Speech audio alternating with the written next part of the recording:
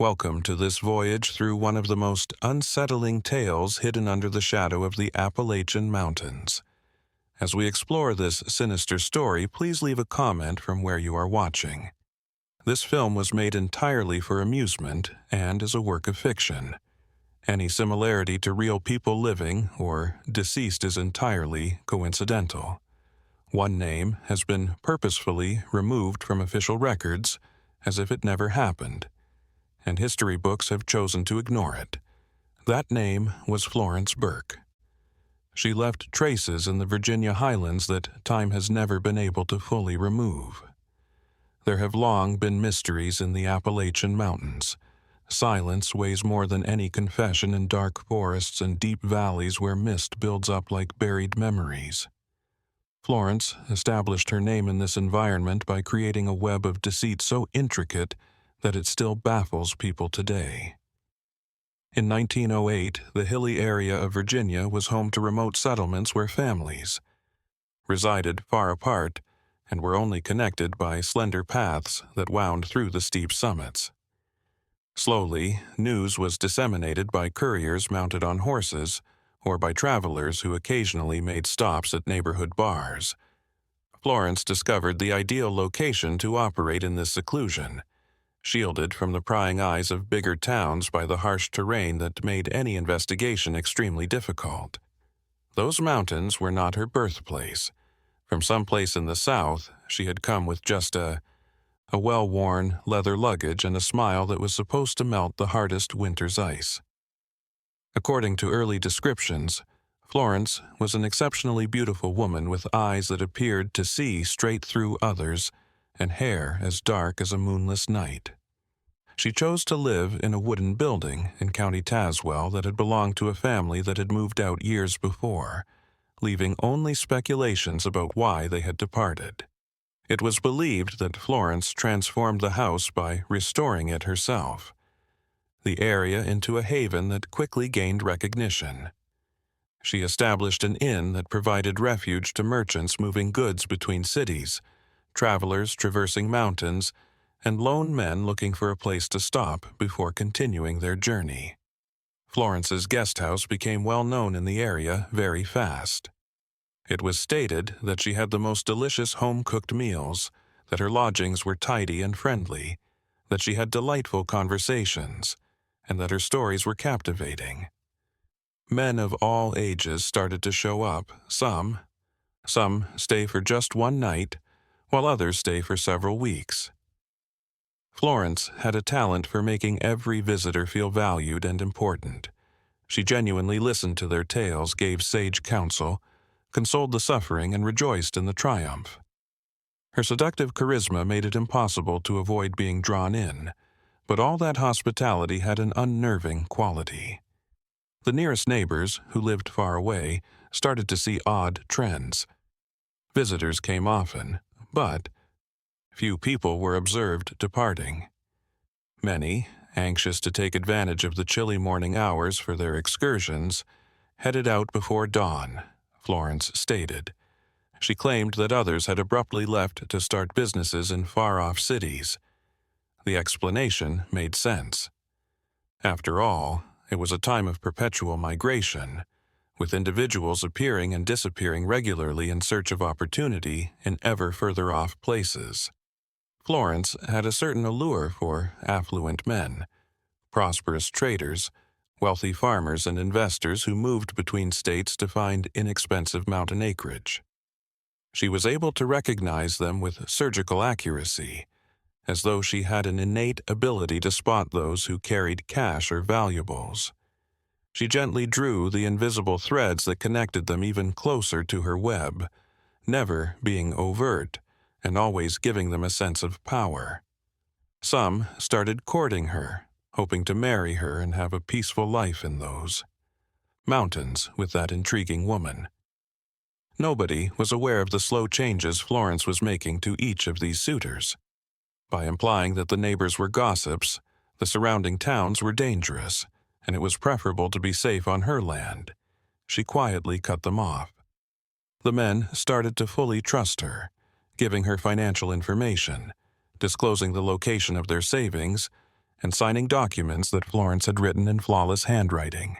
She possessed an amazing knowledge of property and regulations, which was uncommon for a woman in that era, particularly in such a remote area. The popularity of Florence Burke's boarding home spread throughout the Appalachian region, but it was accompanied by rumors in the churches of Pocahontas and the pubs of Bluefield. People started telling eerie tales.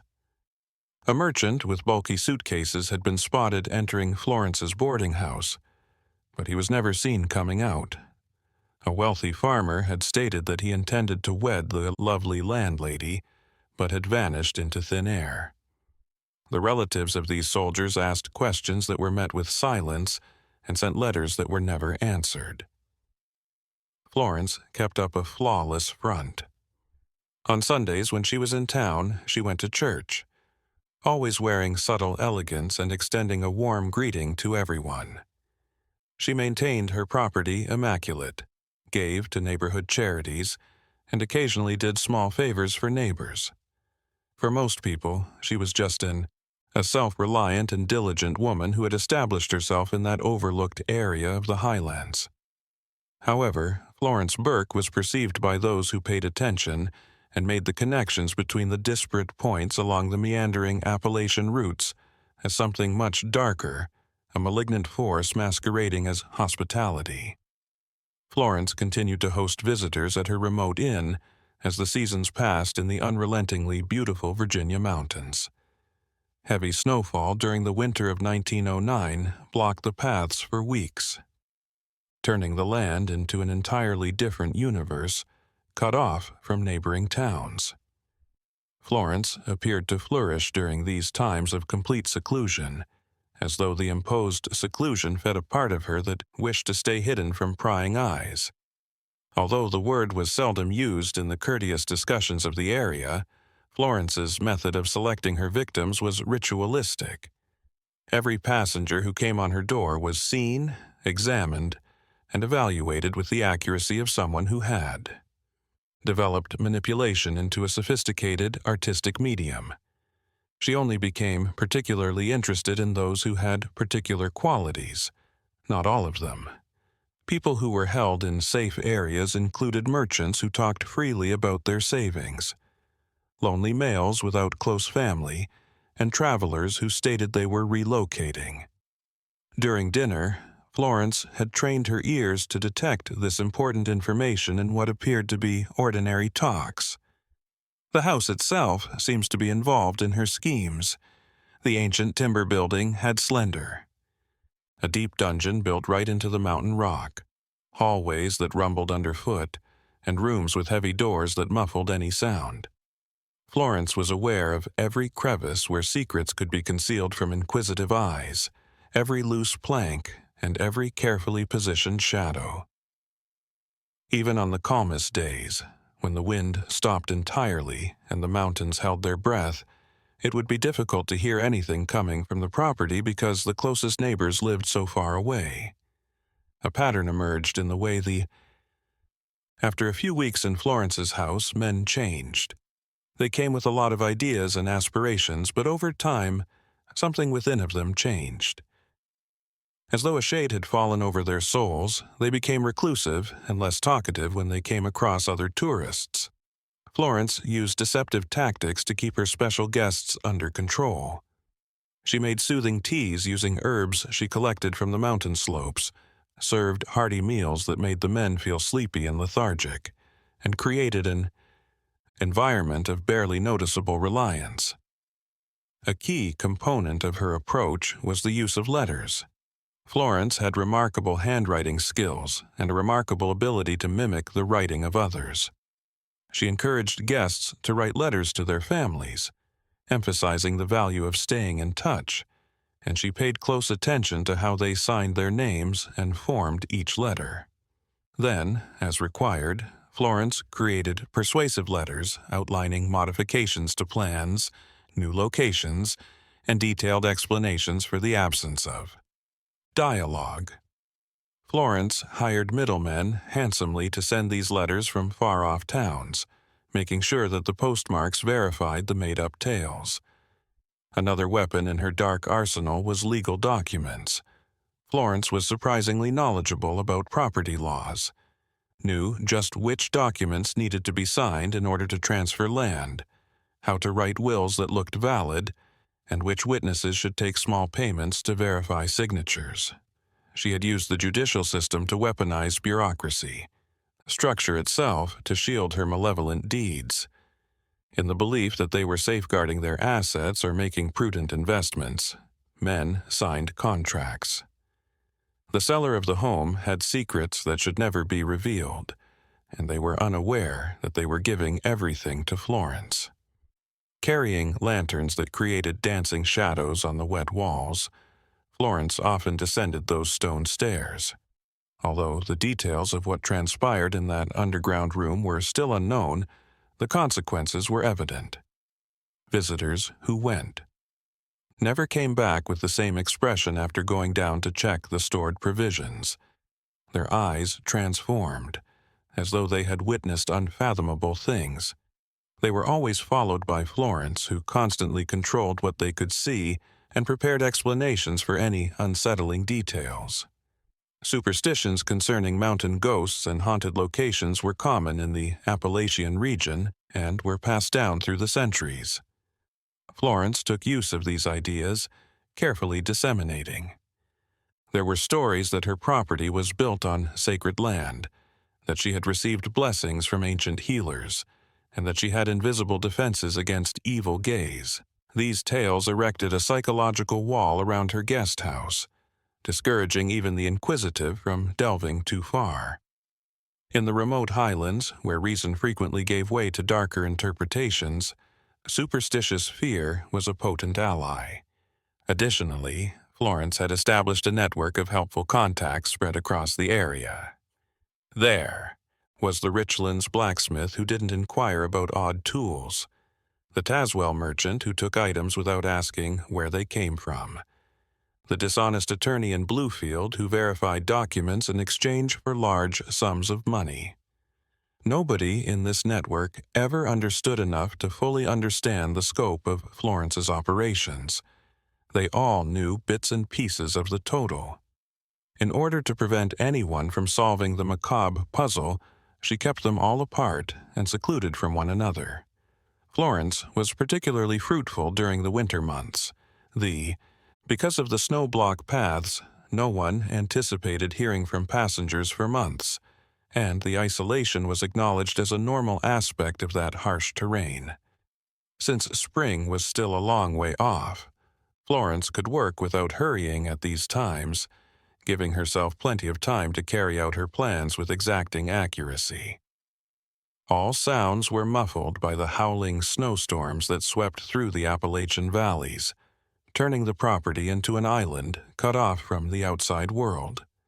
However, Florence never made snap decisions or let feelings control her behavior.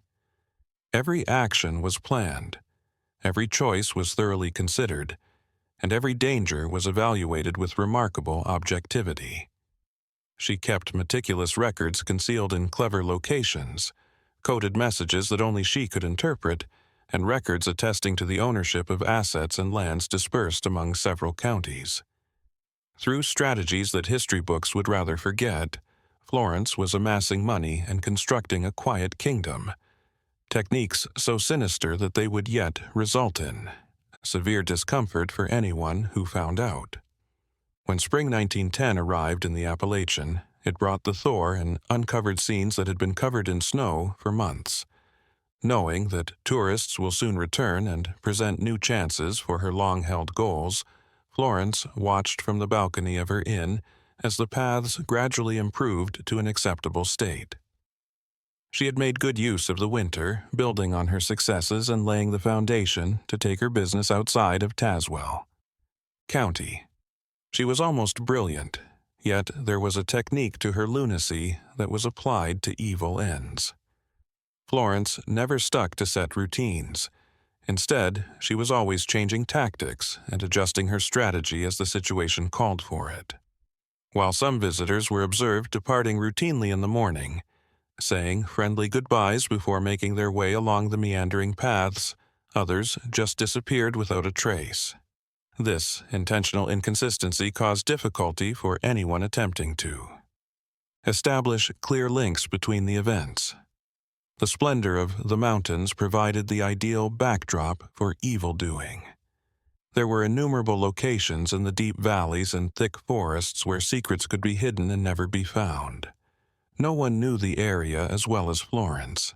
She had visited every natural cave in the rocky slopes, every hidden ravine, and every dip in the landscape where wild flora was already starting to recover the area. She had made geography work in her favor by leveraging the environment itself to remove any proof of her dubious behavior. And there was the issue of possessions. Every visitor who went through the boarding house left behind vital documents, work supplies, personal belongings, and luggage filled with clothing. For handling these belongings, Florence had devised a productive technique. In far-off cities, valuable goods were sold covertly through reliable middlemen. At night, when the smoke blended with the natural mountain mist, clothing was burned in bonfires. Papers were carefully demolished or changed to suit her needs. There was no waste. In her meticulously planned operation, everything had a purpose. In the small neighborhood that surrounded her home, Florence worked to project an image of herself as a respectable woman. She paid periodic visits to nearby households, bringing small presents like freshly baked bread or jams, helping out when someone was sick, and taking part in the infrequent social gatherings that occurred in the area. Her existence depended on maintaining this facade of normalcy. It produced a barrier of defense against suspicion, making any charge seem ludicrous given its improbable origin. Who would have thought that this friendly and compassionate woman had such sinister secrets? The life cycle of the Appalachian Mountains followed patterns set by previous generations, giving them their own rhythm. Florence had become so integrated into the scenery that her presence no longer seemed odd, having adapted flawlessly to this rhythm. She was acquainted with the traders who frequently used the routes, the farmers who came down from the higher slopes to sell their produce, the sporadic tourists looking for ways to get around the tough terrain. Every individual she encountered was evaluated, mentally catalogued, and deemed either a possible threat or a prospective target. Beyond mere greed, Florence's methods were characterized by a determined coldness. She didn't seem to have any regret or compassion for the people she controlled and ruined. When she executed her plans, her black eyes never showed emotion. She never trembled her hands when signing documents that are fake. Even when she told the most complex lies, her voice remained serene and beautiful. It seemed as though her constitution was lacking something essential, some fundamental aspect of humanity that made it possible for common people to experience regret or remorse. The guest home kept drawing visitors with remarkable regularity. Florence's reputation as a superb hostess had become well known throughout the area, and men continued to flock there at the prospect of luxury and hospitality. She maintained pristine cleanliness of the rooms. The general ambiance of the facility exuded a false sense of security and welcome, and the meals were consistently abundant and delectable. It was an advanced trap that was disguising itself as a haven, and it operated with unsettling effectiveness. Additionally, Florence showed a remarkable capacity to modify her stories as necessary. She always had a ready and compelling response when asked about a past visitor. He went quickly after receiving urgent news. He had made the decision to start a business in another state. He had identified distant family members in need of assistance. Every narrative was unique. There was enough information in each explanation to make it appear plausible but not verified. Florence was aware that while clear and uncomplicated lies were accepted without inquiry, unnecessarily complex lies raised concerns. The core of her most sinister activities continued to be the basement. Working by lantern light for hours, Florence was surrounded by moist stone walls that kept the temperature steady. irrespective of the season. The specifics of what she performed in that underground area were still unknown, but the outcomes were clear. Men who went down those stairs frequently never came back up, and when they did, they appeared to have undergone inexplicable but incredibly unsettling changes. In that isolated area of Appalachia, local government was essentially non-existent. The closest sheriff's jurisdiction was too large to fully patrol, and he was days away. Florence had selected his. Placing oneself in a place where law was more of an abstract idea than a workable reality with strategic acumen. Instead of formal legal systems, people depended on unofficial codes of honor to resolve conflicts among themselves and safeguard their own property. Florence was able to act with near-complete impunity in this power vacuum. In the mountains, however, there were observers who saw patterns while others remained blind. As they moved through the woods, hunters remarked on the smoke rising from strange hours of the night in Florence's chimney. After dark, visitors reported seeing people moving around the property with large objects that were hard to see in the dark. These bits of knowledge quietly spread across the little town, sowing the seeds of distrust that would eventually grow into something more perilous for Florence. For the time being, however, she carried on with her operations unhindered, a mysterious queen in her remote kingdom in the Virginia highlands. The summer was really hot. A visitor who would alter the course of events at Florence's boarding home arrived from the Appalachian valleys. Thomas was a middle-aged man from Kentucky's plains who was looking for inexpensive land to start a lumber company. Along with significant savings, he brought with him a natural mistrust and an acute sense of danger that Florence seldom saw in her victims. Florence saw right once that Thomas was not like the others. He agreed. His perceptive eyes noticed subtleties that others missed, such as Florence's study of her visitors over meals, the seemingly innocuous inquiries about their families and future plans, and the subtly suggested extension of their stay. In response, Thomas was deliberately evasive, providing only surface-level details while concealing his genuine secrets. In this game of cat and mouse, all parties realized they were up against a worthy opponent. Florence modified her tactics when she understood that using traditional techniques on Thomas would not be effective. She enhanced her attractiveness by becoming even more watchful, cooking special dinners, and giving guidance on the best places in the area to invest in lumber. However, Thomas kept a polite distance and never let intimacy go beyond acceptable bounds. During the day, he went for long walks, investigating the paths around the property and examining the area with knowledgeable eyes that picked up on irregularities in the scenery. Something was there. Florence started to find Thomas's walks unnerving. He would come back with inquiries about particular parts of the land, talk about discovering odd holes in the ground that had recently been covered with growth, and make remarks about tools that had been abandoned and didn't appear to belong in the forest. Florence deftly sidestepped the conversations, but she eventually lost control. Thomas was making connections between seemingly unrelated pieces, recognizing patterns that ought to be concealed by natural neglect and the passage of time. As the days went by, the tension in the boarding home grew noticeable.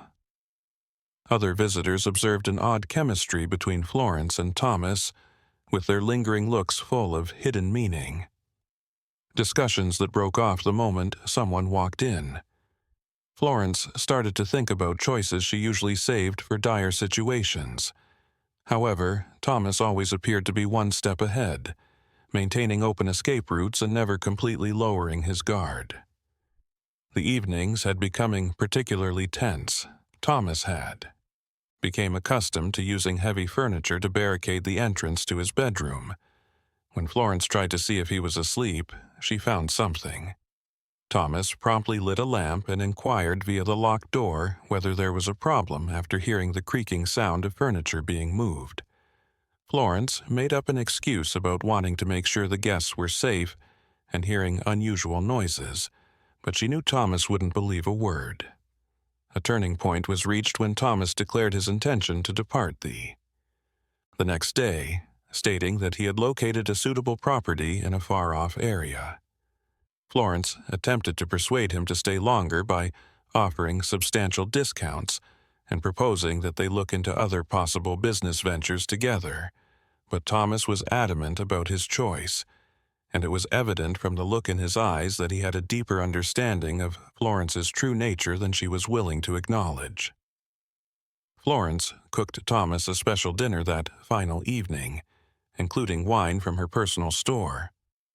Thomas agreed, the glass with a kind grin, but Florence saw that he was merely moistening his lips without actually drinking, and when he thought she wasn't watching, he quietly poured the contents into a neighboring plant pot. Their game had turned into a silent struggle of wills, with every move deliberate and every gesture full of ulterior motives, clear as throat. Florence listened to the sounds of the ancient house in her room all night long.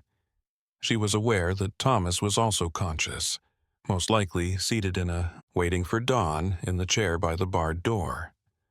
Florence experienced something approaching true frustration for the first time in years. This was someone who would elude her, someone who may carry suspicion with him when he departed, someone who could sow the seeds of danger in minds that had stayed uninformed up until that point. The valleys were shrouded in a thick fog that dawn delivered. Thomas, who had obviously not slept during the night, came out of his room completely clothed and with his suitcase packed. The evening. Intense stillness. Florence served breakfast, both of them conscious of the hidden meanings that lingered in every gesture. When Florence offered to pack food for his trip, Thomas graciously declined, eating swiftly and keeping his eyes open. When it was time to depart, Thomas did not use the extra generosity that contented guests typically displayed. Instead, he paid for his accommodation with precisely numbered coins. With chilly politeness, he thanked them for their kindness, picked up his suitcase, and headed for the main trail, without turning around. From her balcony, Florence watched as he vanished into the morning mist, a lone figure engulfed by the mountain's opaque whiteness. The conflict was far from done, even though she knew she had lost that battle. Following Thomas's departure, Florence spent days mentally going over every conversation and every word that was said in order to determine how much damage he might possibly create. She thought about contacting people in her network in an attempt to find Thomas and eliminate any danger he posed. However, she made the decision not to pursue him, since she knew that doing so would just reinforce any suspicions he could have formed. Letting him depart and hoping her doubts would stay just that unconfirmed thoughts was preferable. Florence was affected by the Thomas affair in ways that went beyond a mere tactical defeat. She had faced someone for the first time who actually saw her, who saw past the facade of friendliness and recognized the darkness beneath it. It served as an awkward reminder that, because she was so cautious, there was always a chance that someone might be too observant, too cautious, or too much of a survivor to fall for her intricate traps. And this insight sowed the seeds of paranoia that would grow progressively over the next few months, gradually altering Florence's behavior. The Appalachian scenery was transformed into a tapestry of hues in the fall of 1911, painting the mountains in shades of copper and gold that starkly contrasted with the darkness that pervaded Florence's boarding home. After her experience with Thomas, she had become even more circumspect, choosing her victims based on even stricter standards and waiting longer before taking action. Even someone with Florence's level of mental endurance was worn out by the continual vigilance that resulted from the paranoia he had sowed. As visitors continued to arrive, Florence saw tiny shifts in the way people perceived her. There was a new hesitancy in some looks, questions that appeared to hold more weight, and uncomfortable silences that lasted a second. Maybe Florence's imagination was playing tricks on her, making threats where none existed. Or maybe Thomas had told someone about his suspicions. Whatever the reason, she sensed intangible barriers around her. Florence made the decision to broaden her business and go beyond the pension in order to provide more security against suspicion.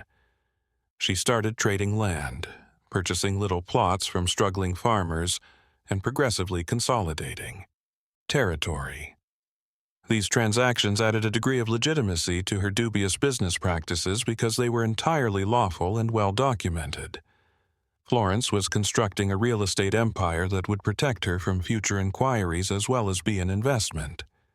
And there was the matter of her enigmatic past. Florence deftly sidestepped any discussion that veered near that prohibited area by never discussing her life before to coming to Appalachia. However, in faraway pubs and irregular communities, meetings, rumors started to circulate. She had left an abusive marriage, according to some. Others murmured about her riches derived from questionable sources. It was even suggested by some that Florence was not her true name. Though they were seldom supported by hard evidence, these conjectures fostered an atmosphere of mystery that both shielded and exposed her. With the adaptability of an experienced predator, Florence adjusted to each change as the seasons resumed their unrelenting cycle. When the trails were impassable in the winter, she concentrated on preparing future movements and consolidating victories. When more travelers returned in the spring, she cautiously started active business. Florence took advantage of the opportunities that the summer and fall presented with calculating precision, constantly analyzing the possible outcomes of every move and balancing risk and reward. Over time, Florence developed a network of contacts that started to show signs of weakness. The Richlands blacksmith, who never inquired, passed away unexpectedly, leaving behind mysteries that would never be known. Florence lost a vital middleman for dubious legal documents when the dishonest lawyer in Ballfield was imprisoned for fraud linked to her. Every loss in the network was a new vulnerability, a hole that needed to be filled or avoided using different techniques. Florence also had to deal with the increasing difficulty of keeping up social appearances while engaging in dangerous behaviors. She kept going to sporadic neighborhood gatherings, keeping up a facade of respectability that was more difficult to maintain each month. People requested information about her enterprises and investments, inquired about her increasing success, and wanted to know how a single lady could amass riches and property in an area where even entire families were struggling to make ends meet. The basement continued to be Florence's personal haven, where she could operate covertly and without having to wear a mask all the time. As usual. Down there, surrounded by stone walls that absorbed secrets without condemnation, she found herself spending more and more time. The underground area had developed into a continuation of her own mind, a haven from a society that required her to always fit in, a place where she could be herself without societal constraints. However, Florence's double existence came at a cost. Even for someone as independent as she was, the loneliness started to get to her. She couldn't share the truth with anyone. Victories, no one who recognized the dark genius of her manipulations, no one who fully comprehended the scope of her intricate schemes. There was more to Florence's loneliness than just a lack of company. It was the loneliness of secrets that were so fiercely guarded that they turned into a mental prison. Florence started to see the mountains around her land as mute witnesses rather than allies. The everlasting summits that had observed her behavior over the years now appeared to judge, watching with a disinterest more unsettling than any human censure.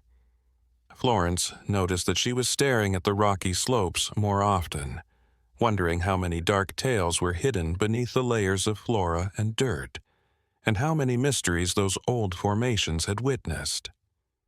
The arrival of 1912 brought about a few minor modifications in the area. The number of individuals using the Appalachian trails increased. Even the most isolated areas of the mountains are increasingly being penetrated by the outside world. Florence was becoming increasingly concerned about these changes, realizing that forces beyond her control were gradually infiltrating her remote territory. Even the abandoned haven where she had established her covert empire was starting to see sluggish but unstoppable progress. Young families looking for inexpensive land and new chances landed on comparatively close-by holdings. Florence extended them thoughtful hospitality, providing guidance and support and building friendly connections that acted as extra concealment. However, every new resident was an additional set of potentially perceptive eyes, ears that would detect harmful rumors, and witnesses who might eventually make connections between disparate dots. The pressure that had built up started to show up subtly. Florence slept less because her mind was always preparing escapes, evaluating dangers and working through scenarios and eventualities. She started to exhibit previously unheard-of anxious behaviors, such as checking doors several times during the night and jumping at strange noises. Unsettlingly, she kept looking over her shoulder. Tiny fissures appeared in the mask of composure and control that Florence had always worn. These fissures were undetectable to others but obvious to Florence. As though nature itself mirrored the increasing upheaval in Florence's life, spring brought furious storms that pounded the mountains with unheard-of ferocity. The night sky was lighted by lightning, momentarily turning the darkness into artificial day. The power of the thunder that reverberated through the valleys made the walls of the boarding houses shudder. Florence sat up listening to the sounds of the tempest during these stormy nights, believing that the cosmos was working together to unveil the secrets she had so carefully kept hidden. During one of these storms, a new visitor arrived, soaking through and in dire need of refuge. His name was William, and he was from a far-off place. He had a little bag and the look of someone who had lost everything. With her customary warmth, Florence greeted him by providing a hot supper and clothing. However, there was something about that man that made me curious in a different way. Unlike her typical victims, he was not wealthy. There was something in his eyes that indicated untold tales, but he had neither substantial property nor savings. William turned out to be a superb communicator, with intricate stories about far-off locations he had traveled to, intriguing individuals he had encountered, and unbelievable adventures. Florence discovered that she was actually listening to his tales with a level of care she hardly ever gave to visitors. Simply having a conversation without figuring out how to manipulate others, or giving oneself a genuine human connection without any ulterior motives, felt liberating. It was an odd, a little unnerving sensation for someone who had made art out of manipulation. When his meager supply of funds ran out, William stayed at the boarding home for weeks, paying for his room by hand. He fixed leaking roofs, fixed broken fences, and took care of the garden with unexpected commitment. He stayed, something Florence had never done previously with a visitor who did not further her evil plans.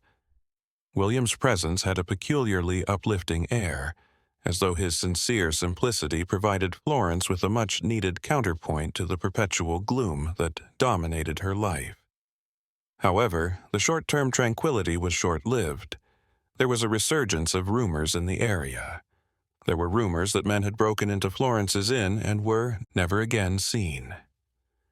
A nearby farmer reported discovering personal items that appeared to belong to travelers buried shallowly in the forest. Another neighbor reported seeing Florence working feverishly by lantern light in the middle of night, excavating in the grounds behind the inn. Gradually, Florence sensed the noose tightening. She stepped up her efforts to seem normal, became more involved in local events, gave liberally to charitable causes, and extended assistance to needy families. However, as though her desperate attempt at normalcy was suspect in and of itself, every move she made to avoid suspicion only served to draw more attention. The paradox was harsh. She became more noticeable the more she attempted to blend into anonymity. William started posing queries. Throughout his stay on the property, he had spotted a few little irregularities that, taken as a whole, created an unsettling image. Why was the cellar locked all the time? Why did Florence insist on doing some tasks by herself? Property? Despite being immaculately decorated, why were some of the guest house rooms never used? Florence saw danger in his questions, even if they were asked with pure curiosity and no overt accusation. Florence and William's relationship became complicated and full of latent conflicts. She was aware that she should keep her distance from him and that she couldn't afford to be around him for too long. However, there was something about William that captivated her, possibly the final glimmer of humanity that was still there, hidden under layers of bred animosity. He stood for the potential for a different life, one that Florence had given up so long ago that she could not recall what it was like to live without continuously figuring out angles and controlling situations. For Florence, the nights turned to become torturous times of introspection. She would remain awake pondering about the decisions she had made and whether there had ever been a time when she could have chosen a different course. However, these observations always concluded in the same manner, with Florence realizing that there was no going back, that she had crossed boundaries that would never be crossed again, and that her actions had forever scarred her. In her perilous situation, regret was a weakness that would be fatal and a luxury she could not afford. Eventually, William declared that he had to depart in order to continue traveling to a place he never made apparent.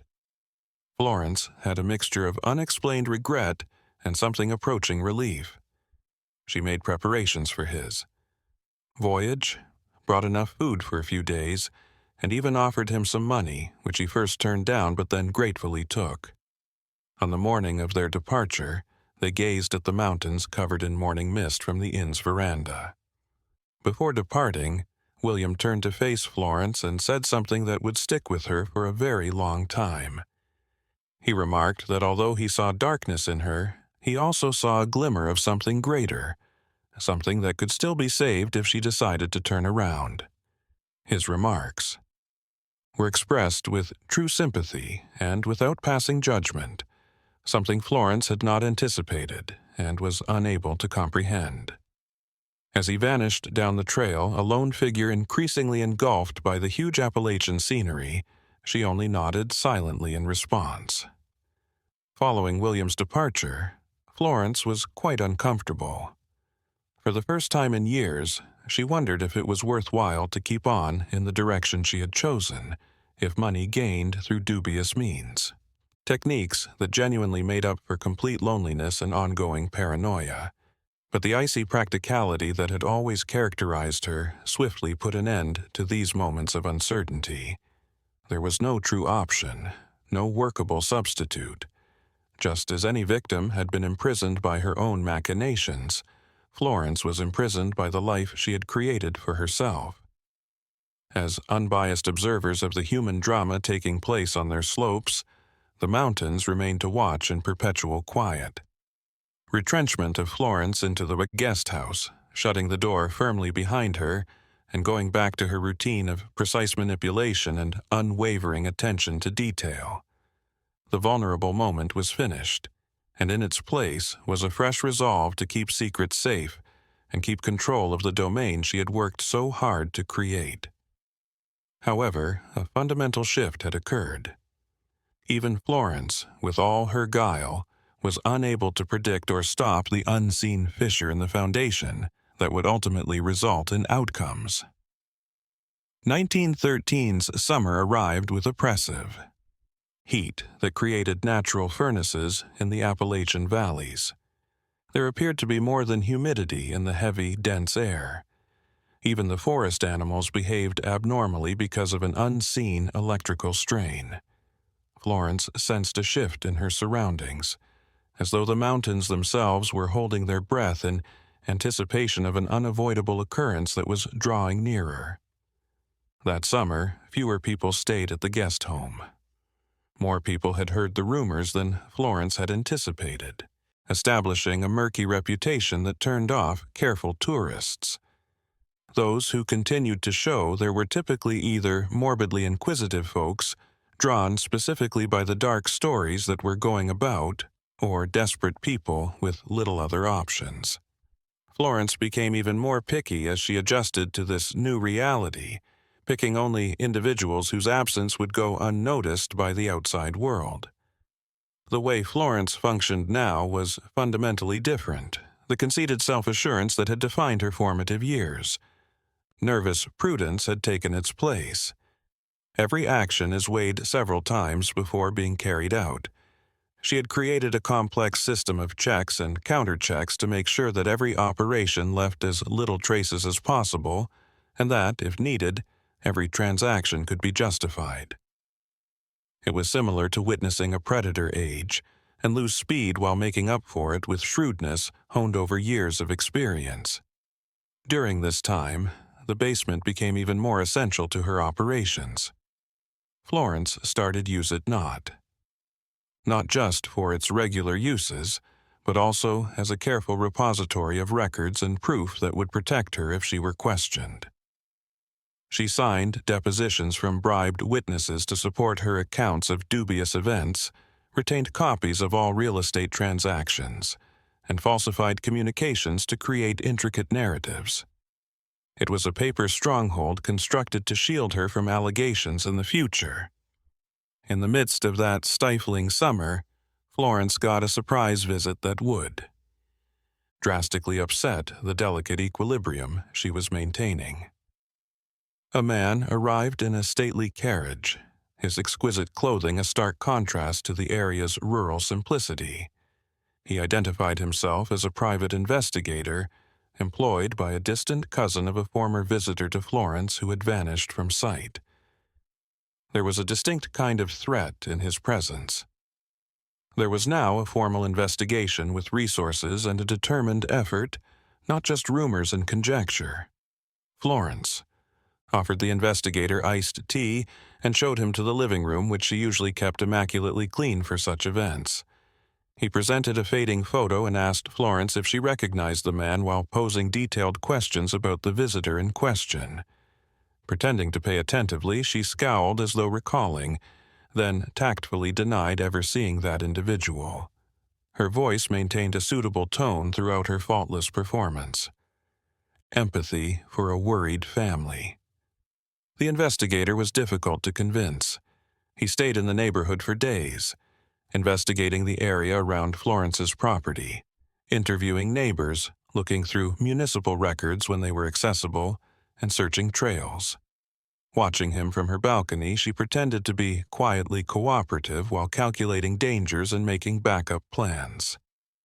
The investigator kept a mental log of every action. He examined every discussion he had with neighbors for possible danger. The evenings become times of nervous watchfulness. Florence stayed up, listening to the noises of the home and the woodland around it, picturing situations in which her meticulously planned operation fell apart.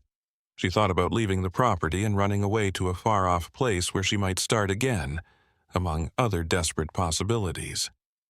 However, that location was the result of decades of labor, accumulated money connected to properties that she couldn't just walk away from without creating even more suspicion. Eventually, the investigator left without discovering enough hard proof to file a lawsuit, but his visit had made a lasting impression. Florence was aware that other inquiries, possibly more thorough than the previous one, would inevitably come. Over the years, she had meticulously constructed a web, but it was starting to show signs of weakness.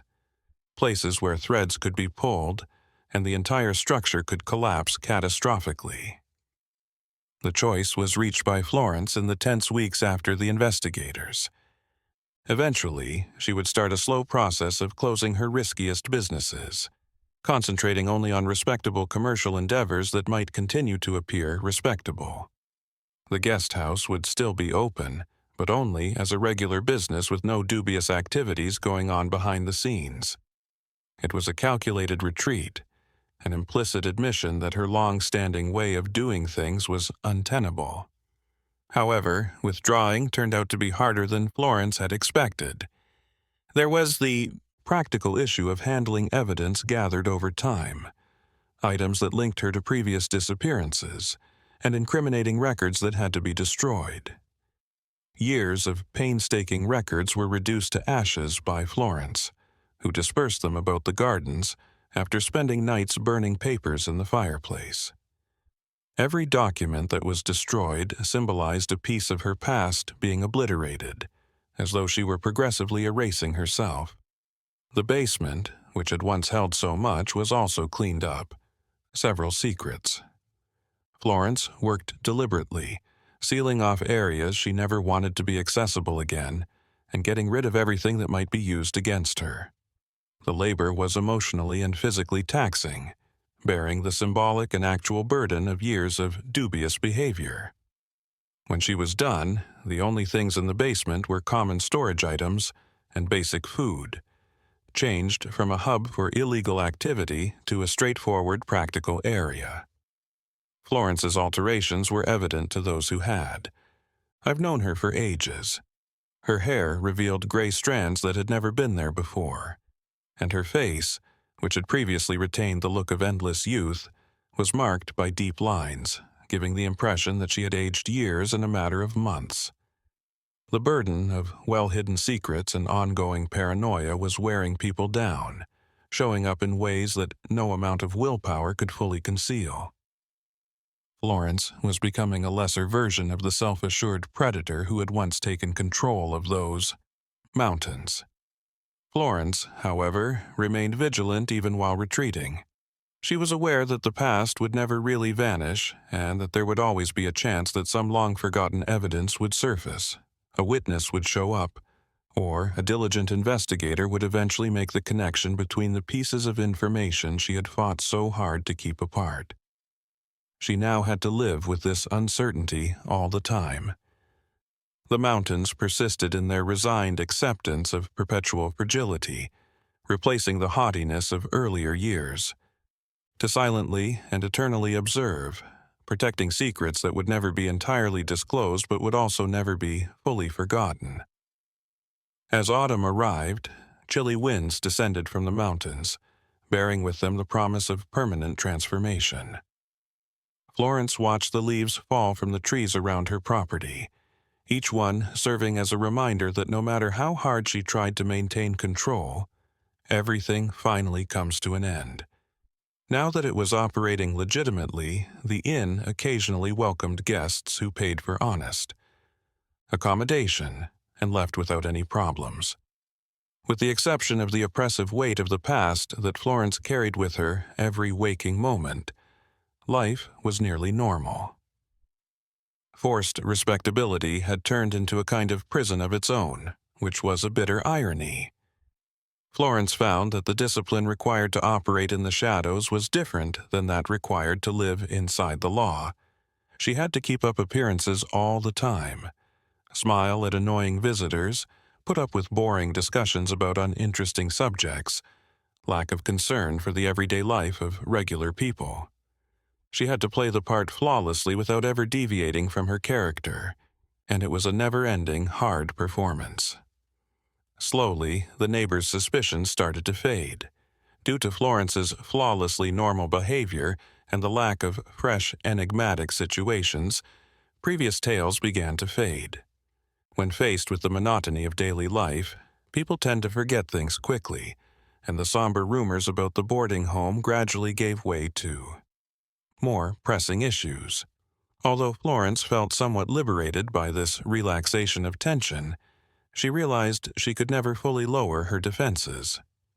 Florence started to think carefully about the direction her life had taken during this ostensibly peaceful time.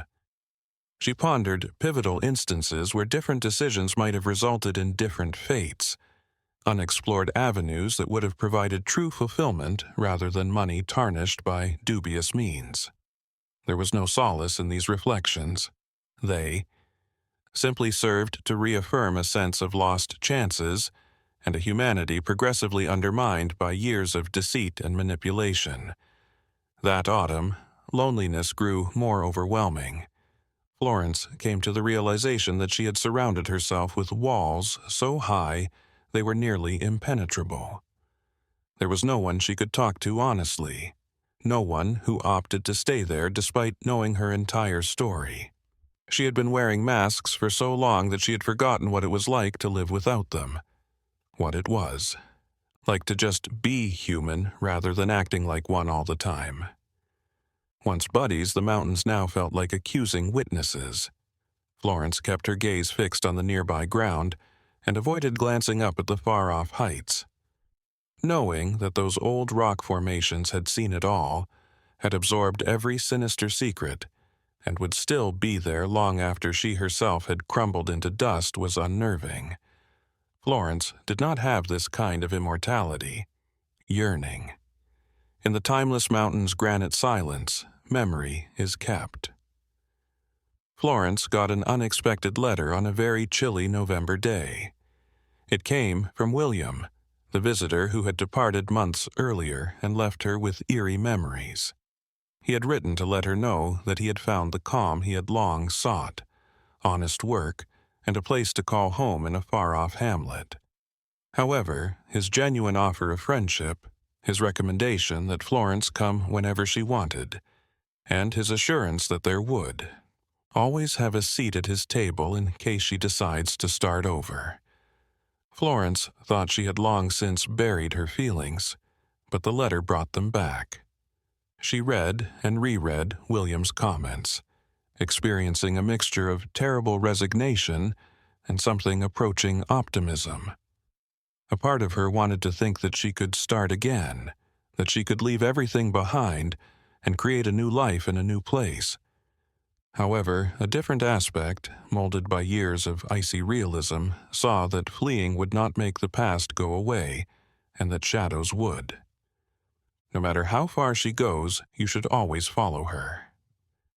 Florence kept the letter in one of her few genuinely private belongings. A wooden box, it served as a reminder of another option, a course she might have taken if she had been someone else. However, she didn't answer William. She didn't want to ruin his new life by showing up with too much bad baggage to talk about. For Florence, protecting someone by being absent rather than present was an uncommon gesture of kindness. The weeks that follow went by in a fog of automated regularity. Florence kept the property immaculate, welcomed visitors with professional courtesy, and operated the guest house with automatic efficiency. However, her acts had an air of emptiness, as though she were an automaton carrying out a program without genuine involvement. Even if it had been a malicious spark, the spark that had previously energized Florence had been extinguished, leaving merely a working shell. Early in the year, winter arrived, bringing snow that covered the mountains earlier than anticipated. Florence discovered that she would spend hours staring out the window at the countryside that had turned a uniform white, reflecting on how everything was momentarily hidden by snow until it eventually melted and exposed hidden truths. It was a fitting metaphor for her own circumstances. Layers of time and distance would finally reveal secrets that were hidden until the proper circumstances were met. One of those quiet reflection afternoons was when Florence came to a choice that would radically alter her last years. She would start writing her own story as a personal record to face the reality of her life, rather than as a confession meant for public consumption. It would require her to be brutally honest with herself, something she had never done as an adult. Writing in a leather journal, Florence filled pages with thoughts and recollections she would never discuss with anybody alive. Writing proved to be both cathartic and therapeutic, and agonizing. With every word she put on paper, Florence was forced to face the truth of the decisions she had taken, the weight of the lives she had impacted, and the extent of the darkness she had fostered within herself. Without an audience to charm or influence, the truth could not be embellished when confronted head-on in the quiet of her solitary chamber. perhaps for the first time since she had started down the path to evil years before. Florence was alone with her conscience. The pages grew gradually, with each entry, signifying a more thorough investigation of a mind that Florence had wished to remain hidden.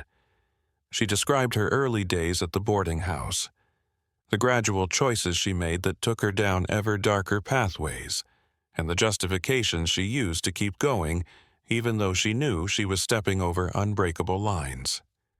These pages contained no absolution, only an unvarnished admission of accountability that no outside factor could lessen. As winter progressed, Florence kept writing and filling her notepad, with admissions that no one would ever read. The snow-covered mountains watched in silence as the remote inn underwent an internal metamorphosis.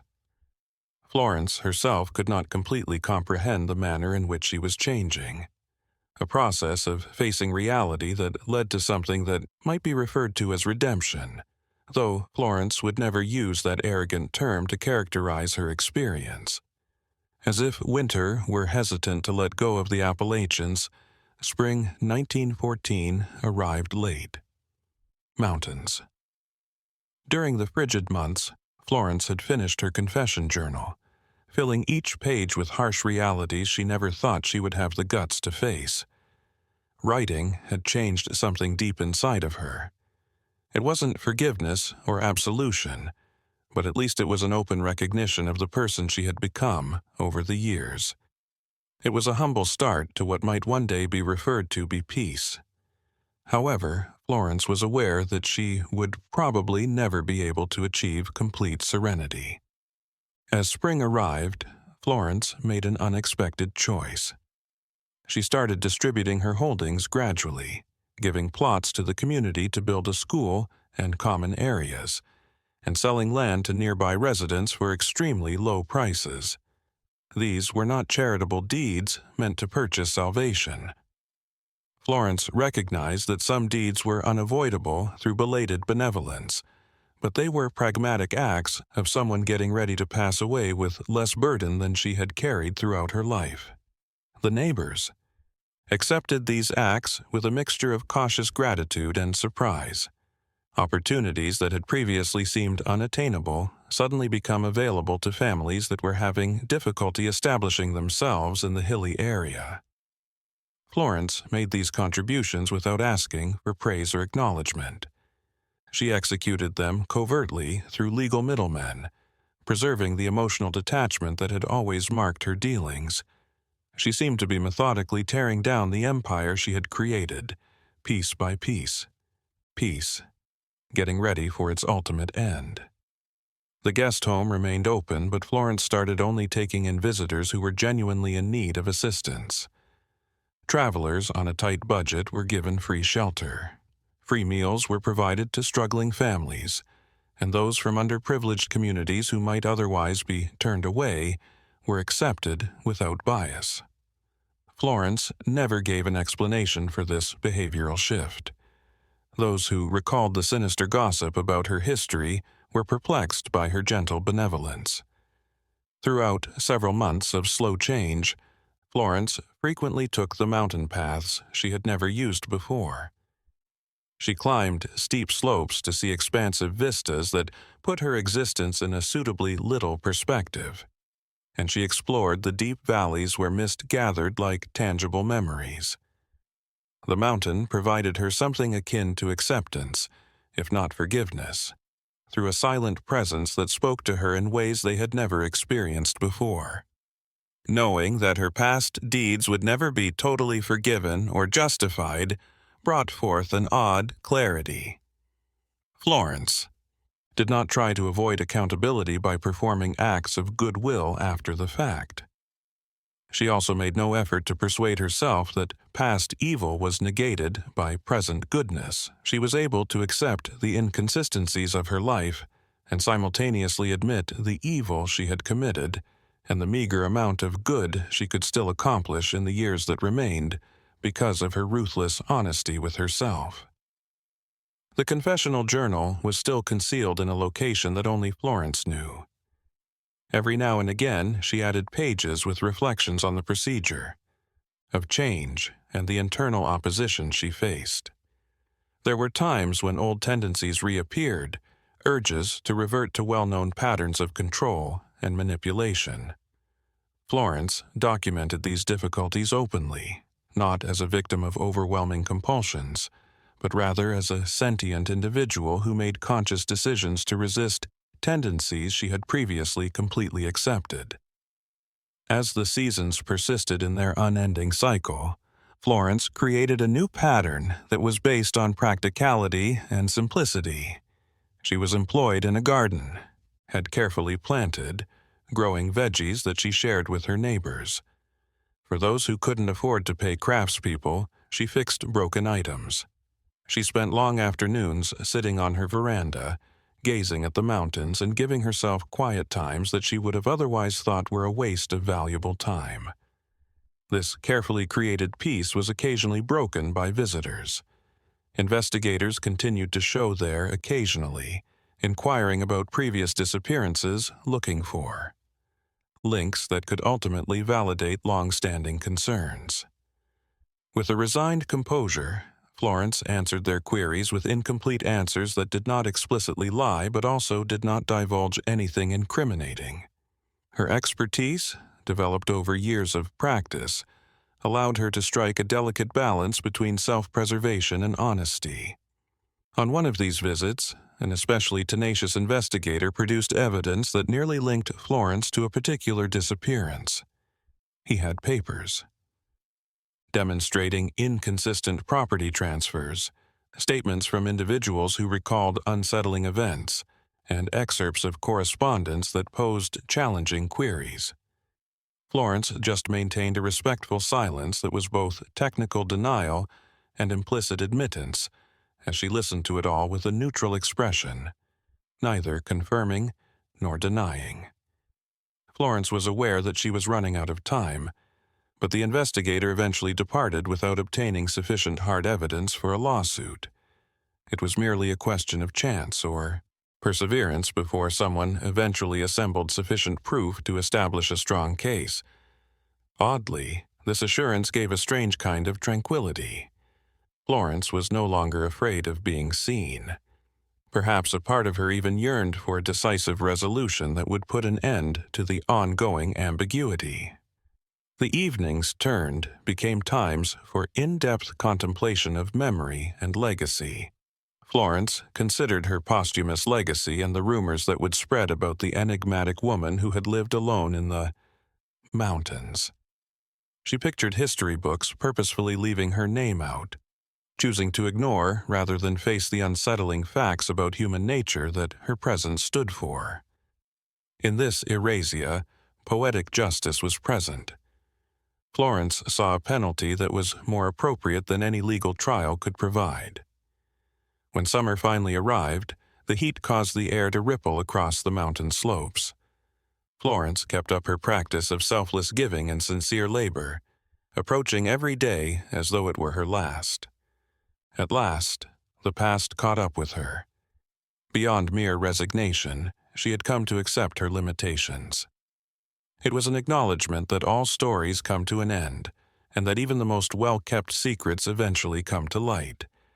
Florence would occasionally watch visitors passing by on far-off trails while sipping cold lemonade on warm afternoons while sitting on the veranda.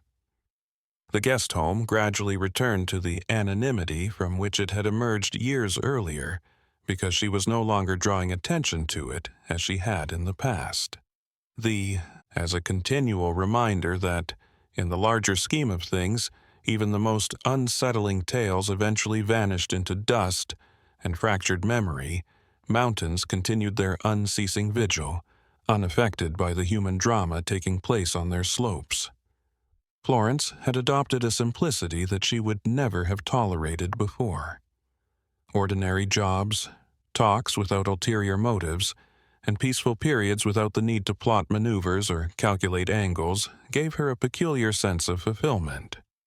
It was a drastically different life. Distinct from the one in which she had spent so many years, and while it did not completely erase the past, it did at least present the prospect of living a life that went beyond simple survival and material gain. Silent and unchanging, the mountains stood guard over secrets that Florence knew would soon be shouted through the valleys by the wind. Stories that, if given enough time, might become hazy legends without faces or clear identities, but would never really vanish. The ensuing years went by like leaves borne by the breeze across the valleys of Appalachia. With memories that she could never fully let go of, Florence continued to live her changed life, each day a silent exercise in existence. The guest house was still open, but it was merely a shell of what it had once been, a peaceful, drama-free haven for the odd tourist. The woman who had spent so much time among the peaks of the mountains gradually changed. Florence grew older with serene dignity, her hair going entirely gray, her body losing the power it used to have. Since she understood that these changes were a normal part of the cycle that eventually affected everyone, she accepted them without protest. Her efforts were no longer motivated by hurry, but rather by a serene acceptance of the remaining time. Florence frequently paused for a look at the steep slopes, the thick forests, and the deep valleys where mist gathered on cool mornings as she strolled along well-known paths. Everything stayed pretty much the same, but she was changing irrevocably. This steadiness of the mountains, a reminder that there were things bigger and more enduring than the individual dramas of human existence, offered a peculiar sense of calm. Over the years, Florence's confessional diary had expanded, filling pages with her unrelentingly honest views and memories. Ultimately, she had made the decision to have the journal burnt after her passing, not because she was ashamed, but rather because she realized that. Some facts didn't require an outside audience. They were solely useful for introspection. Making the choice of which aspects of her story would be remembered and which would vanish with her was Florence's final act of control. Old tales about the boarding house and its enigmatic owner were gradually forgotten by the local populace. Longtime inhabitants let unpleasant memories fade under the weight of more pressing issues, while newcomers were ignorant of the sinister tales that used to circulate. As she had desired, Florence had merely blended into the surroundings, a familiar but unnoticeable presence. During those latter years, Florence experienced intense loneliness at times. On other nights, she sat by herself on her porch, listening to the sounds of the forest, and letting herself feel the full force of the seclusion she had created for herself. But these were the inevitable results of decisions she had made decades earlier, and she accepted them without self-pity. She didn't look for companionship or solace. She had come to terms with a loneliness that would be her constant companion. Florence watched with increasing admiration as the seasons continued their unending cycle, with each spring bringing rejuvenation. In the past, she would never have thought to plant flowers. Simple beauty that serves no purpose other than to exist. She fed the birds that came to her land and observed them with a fascination that resulted from finally having the time to take in the little aspects of the surrounding natural environment. Every now and then, Florence considered William, and his offer of friendship went unanswered. Somewhere far away, she thought, he had built a nice life, maybe with family and community, something Florence had never permitted herself. This contemplation had no regrets, only an understanding of the various routes life could take and the decisions that shaped destinies in ways that were irrevocable. In the same way that the Appalachians housed the secrets of Florence, they also held the secrets of innumerable other souls who spent centuries living and dying on their slopes. The mountains that were neither cleared nor condemned. They were merely mute observers of human tragedies that finally vanished into obscurity and the mists of time. This natural apathy, which served as a reminder that even the most unsettling tales eventually lost their impact due to time, provided Florence with an odd sense of comfort. Florence started to actively get ready for the eventual end as the years passed. She made her life even simpler by allocating her remaining belongings and making sure her pension will be transferred to a person who would use it for truly charitable endeavors. These were merely the pragmatic actions of someone arranging things before leaving, not spectacular gestures of atonement. Although Florence didn't think that tardy generosity could overcome evil, at least it would guarantee that her presence wouldn't tarnish the future. Through all of these changes, the mountains stayed the same, timeless heights, observing patiently while Florence finished a trip that had started so many years earlier under such distinct situations. As she stared at those old rock formations, she realized that they would be the final reminders of her life, preserving memories that no history book would document, sinister tales that would be lost to time and purposeful quiet. Thus, the tale of Florence Burke eventually faded into hazy mythology and forgotten stories in the shadows of the Appalachians, among mists that covered deep valleys and breezes that murmured through ancient forests. Books on history never chose to record her name rather than reveal the unpleasant realities of humanity's propensity for evil. Time continued its unstoppable flow, turning vivid recollections into hazy shadows until only quiet remained where such an unsettling presence had once lived. The mountains retained their secrets as they always had. For more tales that go into the darkest recesses of the imagination, please like and subscribe to the channel if you liked this trip through Appalachia's shadows. Leave a comment below with your reflections on this story. Until the next tale.